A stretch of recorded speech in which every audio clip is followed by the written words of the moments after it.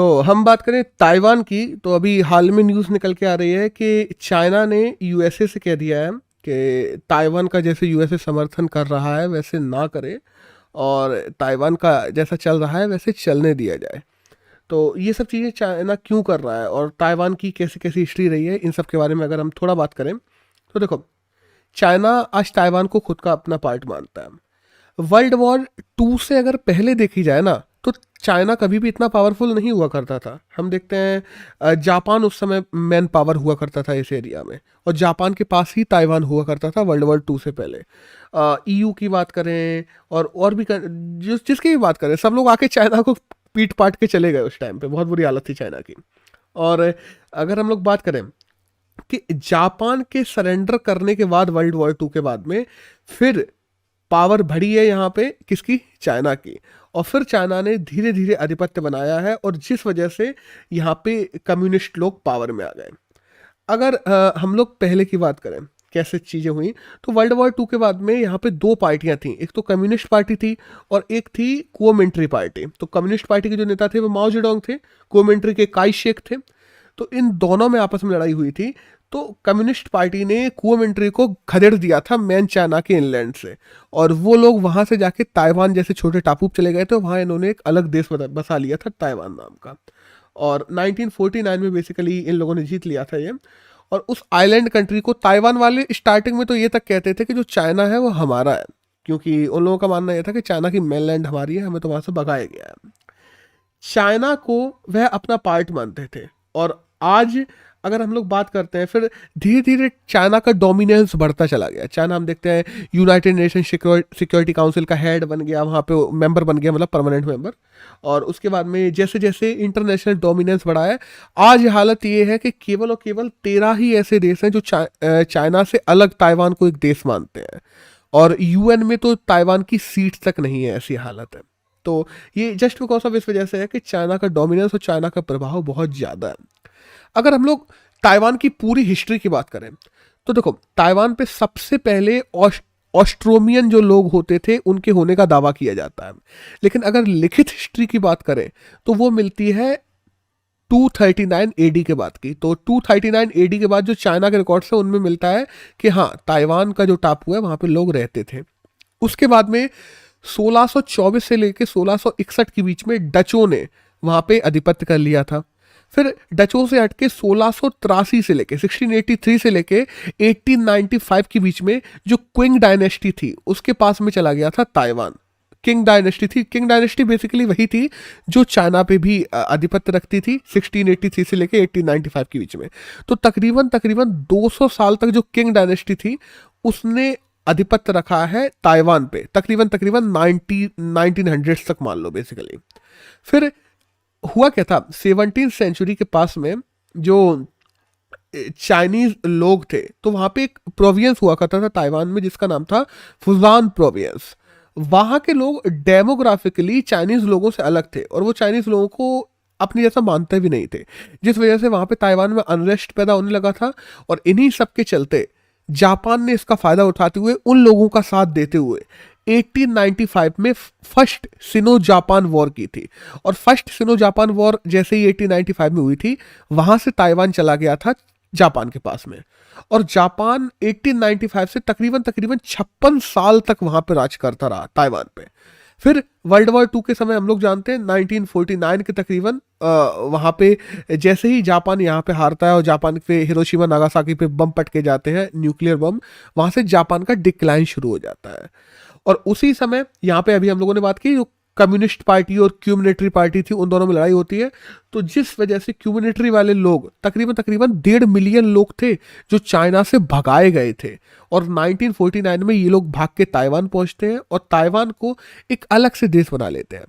लेकिन जैसे ये देश बनाते हैं तो वहां पे ये लोग काइंड ऑफ डिक्टेटर के रूप में राज करते हैं। ऐसा नहीं है कि इन लोगों ने वहां पे जाके डेमोक्रेसी स्थापित कर दी थी, इन लोगों ने भी ताइवान पे डिक्टेटरशिप ही लागू करवाई थी।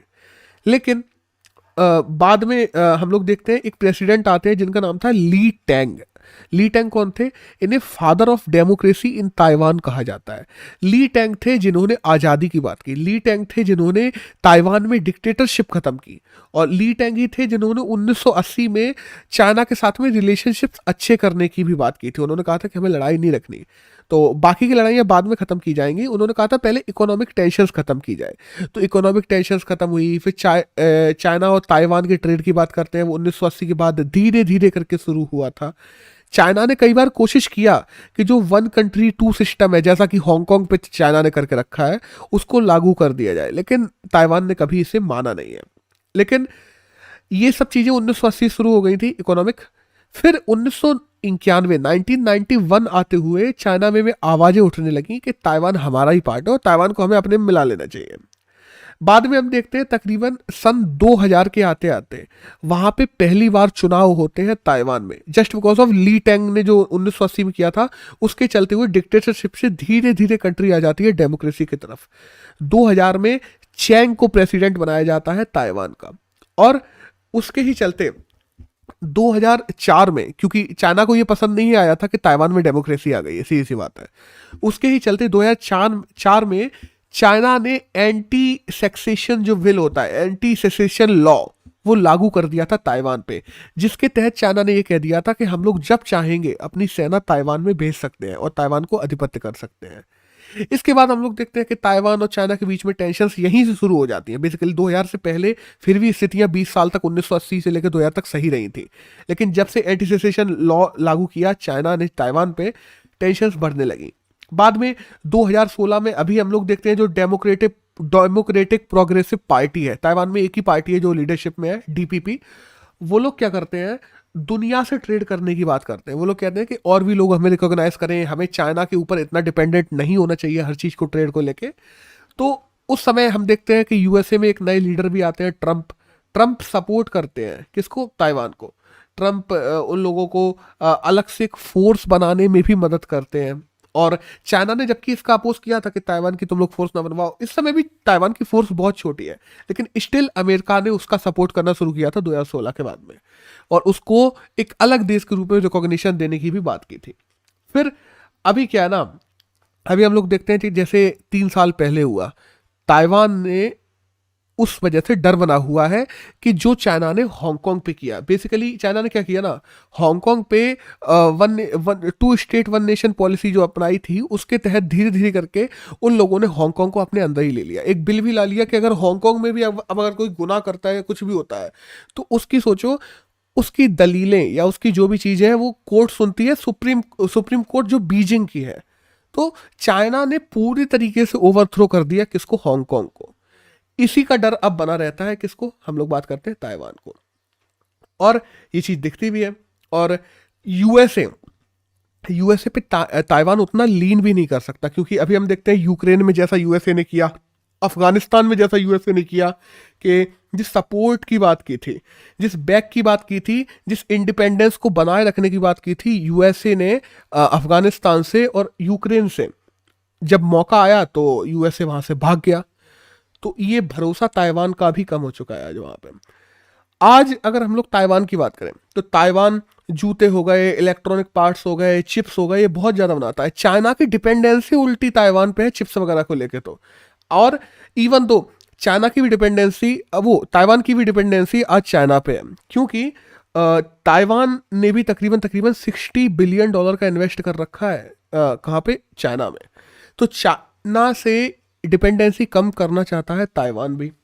और दूसरी तरफ अगर हम लोग बात करें कि आज चाइना धीरे धीरे कोशिश भी कर रहा है कि ताइवान को ले लिया जाए।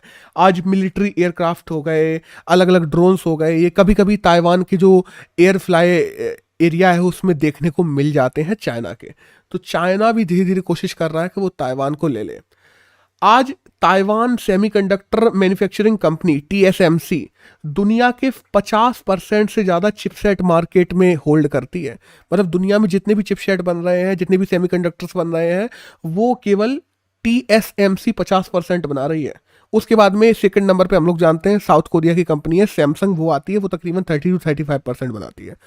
तो अलग से लीड करती है, जहाँ पे हम देखते हैं आज दुनिया में हर दूसरी चीज़ डिजिटलाइज हो रही है, और डिजिटलाइजेशन की वजह से हमें सेमीकंडक्टर और चिपसेट की जरूरत पड़ रही है, जिसकी हाल ही में मार्केट में शॉर्टेज भी हो गई थी, जस्ट बिकॉज ऑफ हम लोग जानते हैं कि कोविड आ गया था और ताइवान ये चीज़ें नहीं बना पा रहा था।